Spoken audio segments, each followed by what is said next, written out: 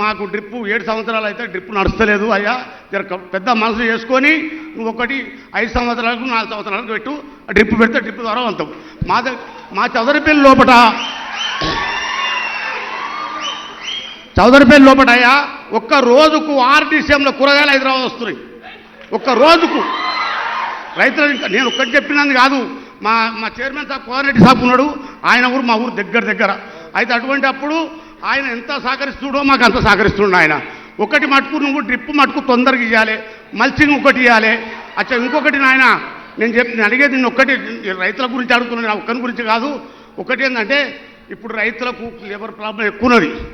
Labour problem ఎక్కువన్నందుకు మాకు మిషన్లు కావాలి. మిషన్లు అంటే పెద్ద ట్రాక్టర్ కాదు, బుల్డోజర్ కాదు, ఏ కావు, చిన్న పవర్ వీడాలు ఉంటే నేను ఒక 10 జాలు కొట్టుకుంటా, నా భార్య కలుపు తీసుకుంటుంది. తప్పకుండా వెంకటరమణయ్య అయ్యా ఆ పైన చదువుకున్న పిల్లలకు చెప్పుర్రి, చూడండి పెద్ద మనిషి ఎంత విజ్ఞానంతో మీరందరు కష్టపడి చదువుకున్నది ఆయన అనుభవంతో ఎంత అల్కగా చెప్పినమ్మా, నాకు అర్థమయ్యేటట్టు మీకు కూడా అర్థమయ్యేటట్టు చెప్పి. ఇంకొకటి చెప్తాను, ఆయన సిటీ చుట్టుముట్టుతో కూరగాయలు వండియాలని చెప్పిండు. కూరగాయలు వండిస్తే పట్నంలో ఉన్న వాళ్ళకు కూడా మేలు జరుగుతుంది. ఇప్పుడు పక్క రాష్ట్రాల నుంచి కూరగాయలు తెచ్చుకునే పరిస్థితి వచ్చింది మనకు. ఒకప్పుడు రంగారెడ్డి జిల్లాలో బసెక్తి అయత్నగర్ నుంచి పాలకూర, మెంతం కూర, టమాటాలు, వంకాయలు, బెండకాయలు అన్నీ కూరగాయలు వేసుకొని పొద్దున్నే పాల క్యాన్లు వేసుకొని వచ్చేటోళ్ళు. ఇప్పుడు ఎవరు పాల క్యాన్లు కానీ కూరగాయలు కానీ ఏం వస్తలేవు, అన్నీ రియల్ ఎస్టేట్ లేఅవుట్లు ప్లాట్లు అయినాయి. మళ్ళా మన చుట్టుముట్టుత సిటీ చుట్టుముట్టుత కూరగాయలు పండించినప్పుడే లాభసాటి వ్యవసాయం అవుతుంది.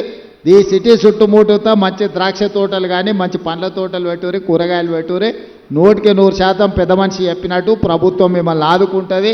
మిమ్మల్ని మంచిగా ముందుకు నడిపించేటట్టు అందరూ వడ్లే వండిస్తే కూడా తినేటోళ్ళు కష్టం అవుతుంది. మిగతా పంటలు కూడా వండి మనం తినడానికి ఏమేమి అవసరమో ఇవాళ కందిపప్పు కానీ పెసరపప్పు కానీ పల్లీలు కానీ లేకపోతే ఈరోజు మొక్కజొన్నలు కానీ ఇవన్నీ మంచి ధరలు వచ్చే పంటలు. ఇవాళ రేపు మిల్లెట్స్ అని డైట్ అని ఎక్కడెక్కడి నుంచో తెచ్చుకుంటున్నారు. వెనకడికే మన తాతలు ముత్తాతలు మిల్లెట్స్ అని వండించారా, కందులు పెసర్లు అంటే మిల్లెట్సే కదా. ఇప్పుడు అవి చిన్నగా వదిలి మీ అగ్రికల్చర్ యూనివర్సిటీ వాళ్ళు అందరూ వీళ్ళకు గ్రామాలకు వెళ్ళి రైతులకు అందరికీ మీ చదువుకున్న విజ్ఞానం అంతా వాళ్ళకు నేర్పిస్తే మళ్ళీ వ్యవసాయం మంచిగా చేయొచ్చు. వ్యవసాయం లాభసాటిగా ఉంటుంది, మనకు ఉపయోగకరంగా కూడా ఉంటుంది. పెద్ద మనిషి తప్పకుండా నువ్వు చెప్పింది వ్యవసాయ శాఖ మంత్రి గారు పరిగణలోకి తీసుకుంటారు. దానికి సంబంధించిన అన్ని చర్యలు చేపడుతుంది ప్రభుత్వం.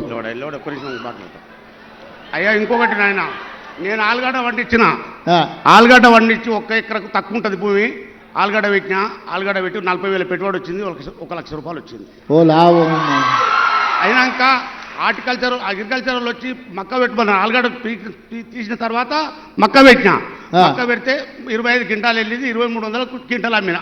ఓ మంచుకున్నది. అయినా ఆ చదువుకున్న పిల్లలకు చెప్పు, వాళ్ళకి నేర్పు, తీసుకుపోయి బాయికాడ చూపి జర పొలం తిప్పాలి అందరు. నాకు కొలువు లేదు, వాళ్ళు మనకంటే ఎక్కువ చదువుకున్నాం అనుకుంటారు, తీసుకుపోయి నీ అనుభవం చెప్పాలి. మాకు కొలువు లేదు, మా ఇద్దరు భార్యాభర్తలను చేసుకొని 3 బిడ్డల పెళ్లి చేసినా, కొడుకు పెళ్లి చేసినా నేను. మంచి సంతోషం, మంచిది, బాగా చేసినావు, ఇంకా బాగా చేయి, ఆదర్శ రైతుగా రా. అయ్యా ఫోటో దిగుతాను. అయ్యా ఒక్కటి ఏం లేదు,